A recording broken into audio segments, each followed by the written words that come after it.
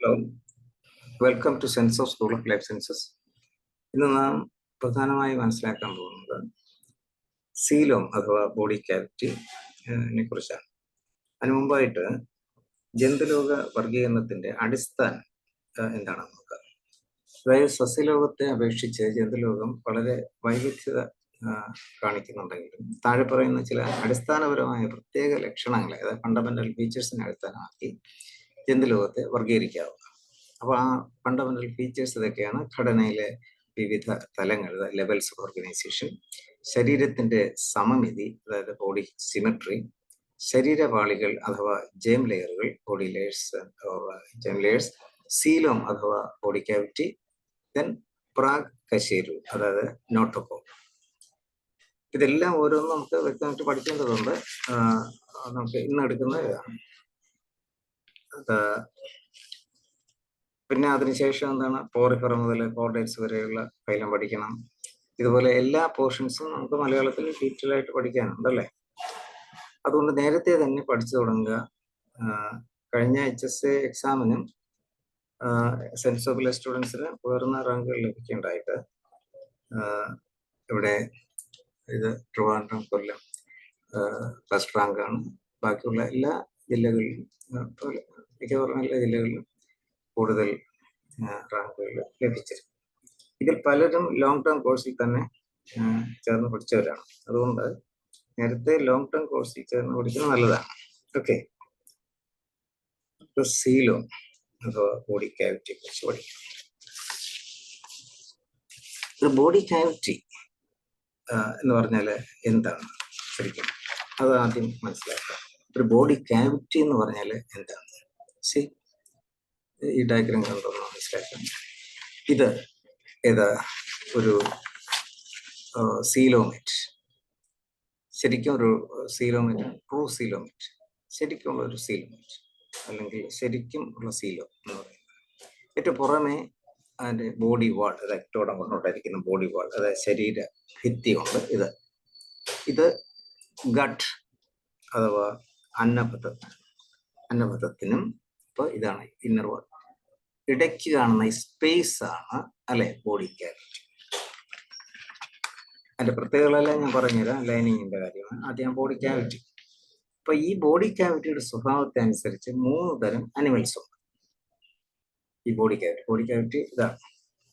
അപ്പൊ ഞാൻ പറഞ്ഞു, ഫണ്ടമെന്റൽ ഫീച്ചേഴ്സിനെ അടിസ്ഥാനമാക്കിയാണല്ലോ അനിമൽസിനെ ക്ലാസിഫൈ ചെയ്തിരിക്കുന്നത്. ഇവിടെ ഇതൊരു ഫണ്ടമെന്റൽ ഫീച്ചർ അല്ലേ, ഏതാ ബോഡി ക്യാവിറ്റി. അങ്ങനെ ആ ബോഡി ക്യാവിറ്റിയെ ബേസ് ചെയ്തിട്ട് സീലോമേറ്റ്, പിന്നെ സീഡോസീലോമേറ്റ്, അതുപോലെ സീലോമേറ്റ്, അങ്ങനെ 3ആയിട്ട് ഡിവൈഡ് ചെയ്തിരിക്കുന്നു. അപ്പോൾ സീലോമേറ്റ്, സീഡോസീലോമേറ്റ്, സീലോമേറ്റ്. ഇവിടെ സീഡോസീലോമേറ്റ് എന്ന് പറയുമ്പോൾ അതിന്റെ സീഡോ എന്താണ്? ഫേക്ക് അഥവാ ഫാൾസ്. അപ്പൊ ഒരു ട്രൂ ആയിട്ടുള്ള ഒരു സീലം അല്ല എന്നുള്ളതാണ്. അപ്പൊ ഇവിടെ എന്താ? സീലോമേറ്റ്, എന്ന് പറയുമ്പോൾ എന്താ? വിത്തൗട്ട് എന്നാണ്. അപ്പൊ ഒരു സീലോം തന്നെ ഇവിടെ ഇല്ല. അപ്പൊ ശരിക്കും ഒരു സീലോം, ഒരു ട്രൂ സീലോം എന്ന് പറയുന്നത് ഇതാണ്. അപ്പൊ അതിന്റെ അവസ്ഥ എന്താണെന്നുള്ളത് വ്യക്തമായിട്ട് നോക്കാം. അന്നേരം ഇത് രണ്ടും പഠിക്കാൻ വളരെ എളുപ്പമാണ്. സീലോമിക ജീവികൾ. അപ്പൊ ഞാൻ കാണിക്കാം. അപ്പൊ സീലോം ബോഡി ക്യാവിറ്റി, ഒന്ന് സീലോമിക ജീവികൾ, സീലോമേറ്റ്സ്. മറ്റൊരെണ്ണം എന്താണ്? സീലോമിക ജീവികൾ, സീലോമേറ്റ്. മറ്റൊരെണ്ണം കപട സീലോമിക. അപ്പൊ നമ്മൾ ആദ്യം സീലോമേറ്റ്സിന്റെ കണ്ടീഷൻസ് നോക്കാം. എക്ടോഡം, ഇത് എക്ടോഡം, അതായത് ബാഹ്യ ഭ്രൂണപാളി. ഇത് ഗട്ട്, എന്താണ് ഗട്ട്? അതായത് അന്നപഥം. ഈ രണ്ടിനും ഇടയ്ക്കുള്ള സ്പേസിൽ ഉള്ള പ്രത്യേകത നോക്കാം ട്രൂ സീലോമില്. അതായത് ബോഡി വാൾ എന്ന് പറഞ്ഞാൽ ഈ എക്ടോഡം കൊണ്ട് ഉണ്ടായിരിക്കുന്ന ഈ ബോഡി വാളിന് ഇൻസൈഡ് ആയിട്ട് കണ്ടോ ഒരു സീലോമിക് എപ്പിത്തീലിയം കാണുമെന്ന് നമ്മൾ പഠിച്ചിട്ടില്ലേ? ഞാൻ മലയാളം പറയാം. അതുപോലെ ഇതാണ് ഗട്ട്, അതായത് അന്നപഥം. അതിന് ചുറ്റും സീലോമിക് എപ്പിത്തീലിയം ഉണ്ട്. അതാണ് മധ്യ ഭ്രൂണപാളി, അതായത് മീസോഡേർമ കൊണ്ട് വലയം ചെയ്തിരിക്കുകയാണ്. ഒന്നും കൂടെ ട്രൂ സീലോമിന്റെ കണ്ടീഷൻസ്: ഒന്ന് ഈ ഏറ്റവും പുറമേയുള്ള എന്താണ്? ബാഹ്യ ഭ്രൂണപാളി, അത് എക്ടോഡം, അതിനും എൻഡോഡം, അതായത് എൻഡോഡം എന്ന് പറയുമ്പോൾ ആന്തര ഭ്രൂണപാളി, അതിനും ഇടയ്ക്കായിട്ടൊരു സ്പേസ് ഉണ്ട്. ആ സ്പേസിന്റെ പ്രത്യേകത, ആ സ്പേസിന്റെ ഇവിടെ എന്തുകൊണ്ട് വലയം ചെയ്തിരിക്കുന്നു? ഇൻസൈഡ് ദ ബോഡി വാൾ എന്താ? സീലോം എപ്പിത്തീലിയം കാണാം. അതുപോലെ ഔട്ട്സൈഡ് ദ അലിമെന്ററി കനാൽ എന്ത് കാണാം? സീലോമിക് എപ്പിത്തീലിയം കാണാം. ഇതൊരു കണ്ടീഷൻ, സീലോം എപ്പിത്തീലിയം. അതാണ് അത് എന്തുകൊണ്ടാണ് ഉണ്ടാക്കിയിരിക്കുന്നത്? മീസോഡം, അതാണ് മധ്യ ഭ്രൂണപാളി കൊണ്ട് വലയം ചെയ്തിട്ടുള്ള അറയാണ് അല്ലെ. ഈ അറയിൽ എന്ത് ലൈൻ ചെയ്തിരിക്കുന്നുണ്ട്? സീലോം എപ്പിത്തീലിയം, അല്ലെങ്കിൽ എന്താ? മധ്യ ഭ്രൂണപാളിയാൽ വലയം ചെയ്തിരിക്കുന്നത്. ഇങ്ങനെയുള്ള ഒരു അറയാണ് സാധാരണ സീലോമിൽ കാണുന്നത്. തീർന്നില്ല, ട്രൂ സീലോമിന് ഒരു കണ്ടീഷൻ കൂടെ ഉണ്ട്. എന്താണെന്ന് അറിയാമോ? ഈ അറയിൽ ഒരു ഫ്ലൂയിഡ് നിറഞ്ഞിരിക്കും. അത് സീലോമില് എന്ത് നിറഞ്ഞിരിക്കും? സീലോമിക ദ്രവം, അതായത് സീലോമിക് ഫ്ലൂയിഡ്. ഇത്രയും കണ്ടീഷൻസ് സാറ്റിസ്ഫൈ ചെയ്താൽ മാത്രമേ എന്തു കാണുള്ളൂ, എന്താകുള്ളൂ? ഇത് ട്രൂ സീലോം ആവുള്ളൂ. അപ്പൊ ഇത് സീലോമേറ്റ്, ഇതിന്റെ പേര് യു സീലോമേറ്റ് എന്നും പറയാം. ഈ യു ചേർന്ന് വരുന്നതിന് നമ്മൾ സാറിന് എന്താ പറയുന്നത്? ട്രൂ ഫോം ആണല്ലേ. മനസ്സിലായല്ലോ? ഇവിടെ സീഡോ സീലോമേറ്റ് നോക്കാം. മീസോഡമിൽ നിന്നും നിർമ്മിതമായ ചെറു സഞ്ചികൾ ബോഡി കാവിറ്റിയിൽ ചിതറിക്കിടക്കുന്നതായിട്ട് കാണാം. കണ്ടോ? ചെറു സഞ്ചികൾ, അതായത് പൗച്ചസ്. അതും എന്തിൽ നിന്നും ഉണ്ടായതാ? മീസോഡം ഡെറിവേറ്റീവ് തന്നെയാണ്. മീസോഡമിൽ നിന്ന് നിർമ്മിതമായ ചെറു സഞ്ചികൾ ബോഡി കാവിറ്റിയിൽ ചിതറിക്കിടക്കുന്നു, സ്കാറ്റേർഡ് പൗച്ചസ്. അത്തരം ശരീര അറകളെ എന്താ? കപട സീലമെന്നും അത്തരം ജന്തുക്കളെ കപട സീലോമിയങ്ങൾ പറയും. ഇത് ഒറ്റ ഫൈലത്തിലേ ഉള്ളൂ. ഏതെന്നറിയാമോ? അഷൽമന്തസ് അഥവാ നെമറ്റോഡയിലാണ്. ഓക്കെ, ഇനി ഒരെണ്ണം എന്താണ്? സീലോം തന്നെ ഇല്ല, സീലോമിക ജീവികൾ. ഇതിന്റെ ഒരു പ്രത്യേകത, അവിടെ ബോഡി കാവിറ്റി തന്നെ ഇല്ല അല്ലേ. ഇതെന്താണ്? ഗട്ടിനകമാണ്. അപ്പൊ ഗട്ടിന് പുറത്ത് സീലോം എപ്പിത്തീലിയം ഇല്ല. പിന്നെ എന്ന് പറഞ്ഞാൽ നമ്മളെ ശരിക്കും ട്രൂ സീലോമുള്ള കണ്ടീഷൻ ഒന്നും ഇത് രണ്ടിലും ഇല്ല. അപ്പൊ ഇവിടെ അതുപോലെ ബോഡി വാൾ, ശരീരഭിത്തിക്ക് അകത്തും അവിടെ ലൈനിങ് ഇല്ല. പക്ഷെ പകരം അവിടെ മീസോഡമിൽ നിന്ന് ഡിറൈവ് ചെയ്ത എന്ത് നിറഞ്ഞിരിക്കും? പാരൻഹൈമ കൊണ്ട് നിറഞ്ഞിരിക്കും. ഇത് പാരൻഹൈമ. അപ്പൊ ഈ പാരൻഹൈമ ടിഷ്യൂ ഏലെന്നാവുന്നത്? മീസോഡമിൽ നിന്നാണ്. മീസോഡം എന്ന് പറഞ്ഞാൽ എന്താണ്? മധ്യ ഭ്രൂണപാളിയിൽ. ക്ലിയർ അല്ലേ?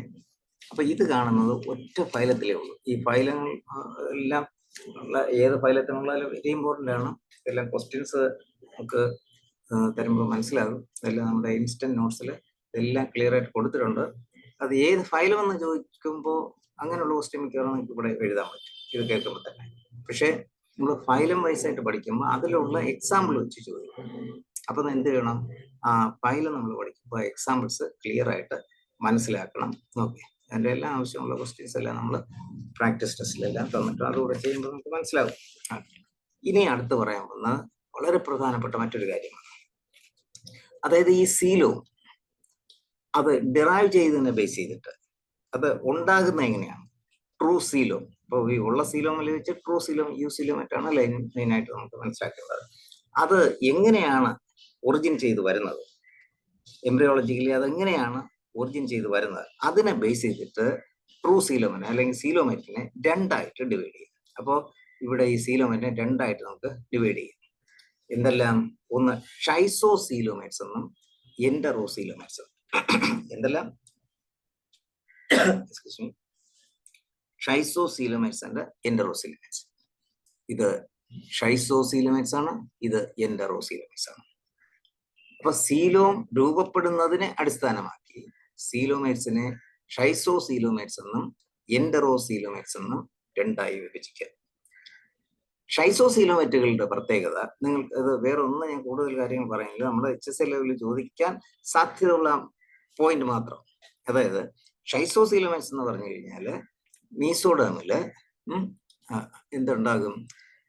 ഒരു പിളർപ്പുണ്ടാകും, അതായത് സ്പ്ലിറ്റ് ഉണ്ടാകും. കണ്ടോ? ആ സ്പ്ലിറ്റ് രൂപാന്തരം പ്രാപിച്ചാണ് പിന്നെ നമ്മൾ നേരത്തെ കണ്ട ആ ട്രൂ സീലോം ഉണ്ടാകും. ആ ട്രൂ സീലോമിൽ എന്തൊക്കെ കാണോ സാധനങ്ങളെല്ലാം ഇതിലൊന്നും ഉണ്ടാകും അല്ലേ. അപ്പോൾ മധ്യഭ്രൂണപാളിയിൽ അതല്ലെങ്കിൽ മീസോഡമിൽ അതിലെന്തുണ്ടാകും? ഒരു പിളർപ്പുണ്ടായി.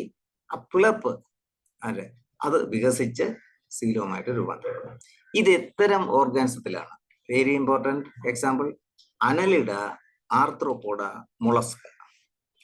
Annelida, Arthropoda, Mollusca. അപ്പൊ അതിനുശേഷം പിന്നെ എന്തുണ്ട്? എക്സിനോഡർമ, കോർഡേറ്റ, അതെല്ലാം എൻഡറോസീലോമസ്. എൻഡറോസീലോമസിന്റെ പ്രത്യേകത നോക്കൂ, ഇവിടെ 2 പൗച്ചസ് ഉണ്ടാകും. ഉണ്ടോ? ആ പൗച്ച് രൂപാന്തരം പ്രാപിച്ചാണ് എന്തുണ്ടാകുന്നത്? എൻഡറോസീലോം. ഉദാഹരണം എക്സിനോഡർമ, കോർഡേറ്റ. ക്ലിയർ അല്ലേ?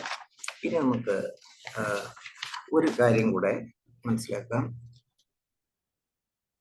ചില ജീവികളുടെ ഭ്രൂണ വികസന സമയത്ത് അതിന്റെ പിൻഭാഗത്തായി മീസോഡർമിൽ നിന്നും ഉണ്ടാകുന്ന ഒരു ദണ്ഡാകൃതിയിലുള്ള ഒരു എന്ത് കാണാം? പിന്നെ ഒരു അവയവം കാണാം. അതാണല്ലോ നോട്ടോകോഡ് അഥവാ പ്രാക്കശരു. അപ്പോൾ ആ കോർഡേറ്റ, പ്രാക്കശരു ഉള്ള ജന്തുക്കളെ കോർഡേറ്റുകളൊന്നും, ഇല്ലാത്തവർ നോൺ കോർഡേറ്റ് എന്ന് പറയാം അല്ലെ. പോറിഫറ മുതൽ എക്സിനോഡർമ വരെയുള്ള നോൺ കോർഡേറ്റ് ആണ്. അതിൽ ഹെമി കോർഡേറ്റ് ഇതിൽ ഉൾപ്പെടും എന്ന് പറഞ്ഞിട്ടില്ലെങ്കിലും. അപ്പൊ കോർഡേറ്റ്സ് ഏതൊക്കെയാണെന്ന് അറിയാം. അത് കോർഡേറ്റ്സ് നമുക്ക് വ്യക്തമായിട്ട് അത് മാത്രമായിട്ട് ക്ലാസ്സിൽ നമുക്ക് പഠിക്കേണ്ടതുണ്ട്. അത് ക്ലാസ്സിൽ എടുക്കും. ഓക്കെ, ഇനി ഇത് വളരെ ക്ലിയർ ആയിട്ടൊന്ന് മനസ്സിലാക്കുക. ബിക്കോസ് ഇതിന്റെ ഈ സ്കെലിട്ടൺ മനസ്സിലാക്കിയില്ല. അപ്പൊ ഇതിനെ ബേസ് ചെയ്തിട്ട് പല ക്വസ്റ്റ്യൻസും വരും. ഇവിടെ ജന്തുലോകത്തെ നമുക്ക് ബ്രോഡ്ലി 2 ആയിട്ട് അങ്ങ് ഡിവൈഡ് ചെയ്യാം. നമ്മൾ ഈ ഫണ്ടമെന്റൽ ഫീച്ചേഴ്സിനെ ബേസ് ചെയ്തിട്ടാണ്. അതിൽ പാരാസോവ എന്നും യൂമെറ്റാസോവ. അപ്പൊ ഇവിടെ പാരാസോവ പിന്നെ മീസോസോവ എന്ന് പറഞ്ഞൊരു ഗ്രൂപ്പ് ഉണ്ട്. ഞാൻ ക്വസ്റ്റ്യനിൽ തന്നുള്ളൂ, അത് നമ്മുടെ നോട്ടിലുണ്ട്. അതായത് ഒരു ചെറിയൊരു ഗ്രൂപ്പ് പ്ലാറ്റിഹെൽമിന്തസുമായിട്ട് റിസംബിൾ ചെയ്യുന്ന ഒരു, എന്നാൽ അതിൽ ഉൾപ്പെടുത്താത്ത ഒരു പ്രത്യേക ഒരു ഗ്രൂപ്പുണ്ട്. അതിലേക്ക് ഞാൻ പിന്നെ തരാം. അപ്പൊ ഇവിടെ ബ്രോഡ്ലി സാധാരണ ആനിമൽസിനെ പാരാസോ എന്നും യൂമെറ്റാസോ എന്നുണ്ട് ഡിവൈഡ് ചെയ്ത്. എന്തിനെ ബേസ് ചെയ്തിട്ട്? ലെവൽസ് ഓഫ് ഓർഗനൈസേഷൻ ബേസ് ചെയ്തിട്ട്. അപ്പൊ ഇവിടെ ഈ ഫണ്ടമെന്റൽ ഫീച്ചേഴ്സ് ഡീറ്റെയിൽ ആയിട്ട് നമ്മൾ ഓരോന്ന് പിന്നീട് പഠിക്കും. നമ്മൾ +2 പഠിച്ചിട്ടുള്ള ഓർമ്മ ഉണ്ടല്ലോ, ലെവൽസ് ഓഫ് ഓർഗനൈസേഷൻ എന്ന് പറഞ്ഞാൽ ഏത് തലത്തിലാണ്, ഘടനയിലെ വിവിധ തലങ്ങളെ അടിസ്ഥാനമാക്കി. ഇപ്പൊ എന്താണ് പാരാസോവ? ഇപ്പൊ പാരാസോവ ഇവിടെ ഏത് തലത്തിലുള്ള ഘടനയാണ്? കോശതലം, സെല്ലുലാർ ലെവൽ. പിന്നെ എൻ്റെ സിമെട്രി എന്താണ്? അസമമിതി, അതായത് എസിമെട്രി. ഇത് കാണുന്നത് ഫൈലം പോറിഫറ, അതായത് സ്പോഞ്ചസ് ഒക്കെ വരുന്ന ഗ്രൂപ്പാണ്. ബാക്കിയുള്ള എല്ലാ ആനിമൽസും വരുന്നതാണ് യൂമെറ്റാസോ. അതായത് അപ്പോൾ ഇവിടെ കോശതലത്തിലുള്ള ഓർഗൻസ് മാത്രമേ ഇവിടെ നമ്മൾ എടുത്തു. അപ്പോൾ ബാക്കി എന്തെല്ലാം ഉണ്ട്? കലാതലമുണ്ട്, അവയവതലമുണ്ട്, അവയവ വ്യൂഹതലമുണ്ട്, tissue level, organ level, organ system level. അപ്പൊ യൂമെറ്റാസോയിൽ ഇതെല്ലാം ഉണ്ട്. അപ്പൊ ഇത്തരം ഓർഗാൻസത്തെ അതിന്റെ സിമെട്രിയെ ബേസ് ചെയ്തിട്ട് 2 ആയിട്ട് ഡിവൈഡ് ചെയ്തിട്ടുണ്ട്. എന്താ?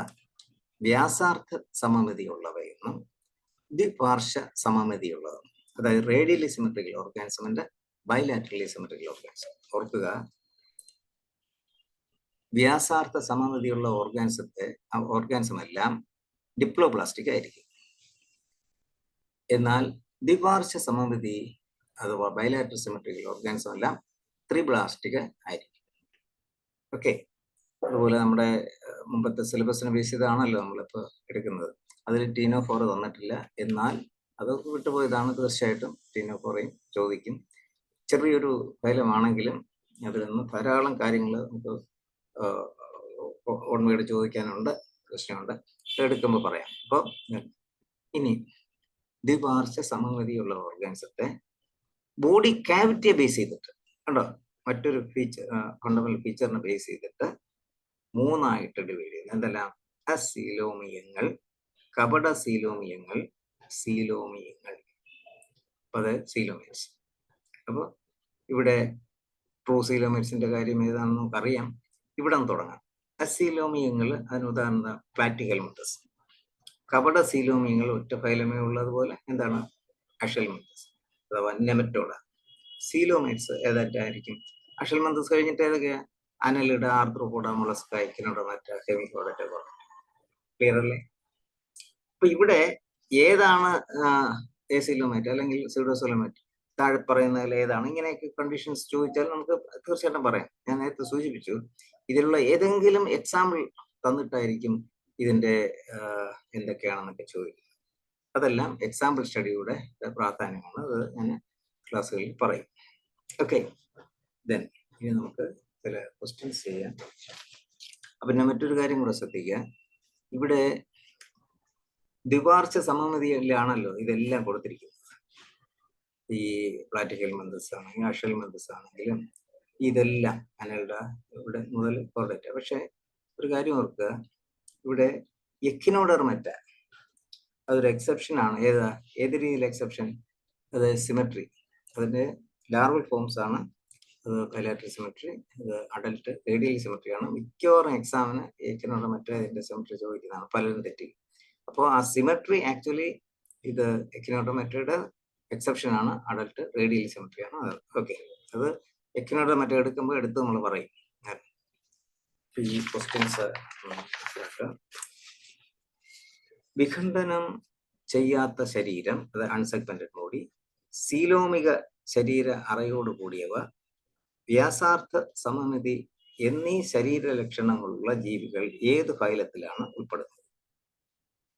ഇപ്പോ വിഖണ്ഡനം, നമ്മൾ ഈ സെഗ്മെന്റേഷന്റെ കാര്യം ഞാൻ പറഞ്ഞല്ലോ, ഓരോ ഫീച്ചറും നമ്മൾ പ്രത്യേകം ഫീച്ചർ നമ്മൾ പഠിക്കും, അന്നേരം കൂടുതൽ പറയും. എനിവേ സീലൻഡ്രേറ്റ് അതിൽ എന്തെല്ലാം വ്യാസാർത്ഥ സമമിതി ഉണ്ടെങ്കിലും ശരീര സീലോമേറ്റ്സ് അല്ലല്ലോ, അത് ഇവിടെ. പ്രാക്ടിക്കൽ മെന്തസ് എന്താ? അത് എ സീലോമേറ്റ് ആണ് അല്ലെ, ഇവിടെ സീലോമേറ്റ് അത് ഇവിടെ. മൊളസ്ക എന്താണ്? സീലോമേറ്റ് ആണ്, പക്ഷെ ദ്വിപാർശ്വ സമമിതിയാണ്. അപ്പൊ അതിവിടെ എന്താ? എക്കിനോഡർമെറ്റ് ആണല്ലോ, നേരത്തെ പറഞ്ഞു അല്ലെ. അൺസെഗ്മെന്റഡ് ബോഡിയാണ്, സീലോമേറ്റ് ആണ്, വ്യാസാർത്ഥ സമമിതി ഉണ്ടോ? തെറ്റിക്കാൻ പറ്റും. താഴെ പറയുന്നതിൽ ശരിയായ പ്രസ്താവന ഏതാണ്? ശരിയായ പ്രസ്താവന: ത്രിപ്ലാസ്റ്റിക ഭ്രൂണപാളി, ട്രിപ്ലോപ്ലാസ്റ്റിക്, ദ്വിപാർശ്വിക സമമിതി, സീലോമിക ശരീരാറ എന്നീ ശരീര ലക്ഷണങ്ങൾ ഫൈലം പ്ലാറ്റിഹെൽമന്തസിൻ്റെതാണ് ആണോ? പ്ലാറ്റിഹെൽമന്തസിന്റെ എന്തൊക്കെയാണെന്ന് നമുക്കറിയാം. ഇവിടെ ഇതൊക്കെ ഇവിടെ നോക്കാം. സീലോമിക ശരീരാറയാണോ പ്ലാറ്റിഹെൽമന്തസിന്? അല്ലല്ലോ, പ്ലാറ്റിഹെൽമന്തസിന് എ സീലോമാണ്. അപ്പൊ അത് തെറ്റാണ്. ഭ്രൂണവികാസ സമയത്ത് മുതുക ഭാഗത്തായി ദണ്ഡാകൃതിയിലുള്ള പ്രാഗ്ശേരു കോർഡേറ്റുകളാണ്. കറക്റ്റ് അല്ലേ? ഫൈലം അഷൽമന്തസിന് പൂർണ്ണ ദഹനേന്ദ്രിയ വ്യവസ്ഥയാണ്. ഇത് എൻ്റെ മറ്റ് ക്ലാസ്സുകളിലൂടെ ശ്രദ്ധിക്കുമ്പോഴേ മനസ്സിലാവുള്ളൂ, നിങ്ങൾ അറിയാവുന്നവർ ഓർക്കണം. അതായത് നമ്മൾ complete and incomplete digestive system നമുക്ക് പഠിക്കും അവിടെ. അതായത് സെലഗ്രിഗേറ്റ് പ്ലാൻ,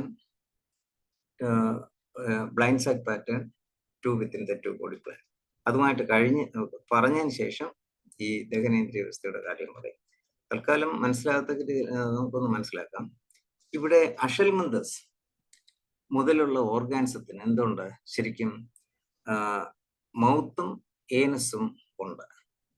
അപ്പോൾ അവിടെ പൂർണ്ണ ദഹനേന്ദ്രിയ വ്യവസ്ഥയാണ് അതിന് ഉള്ളത്.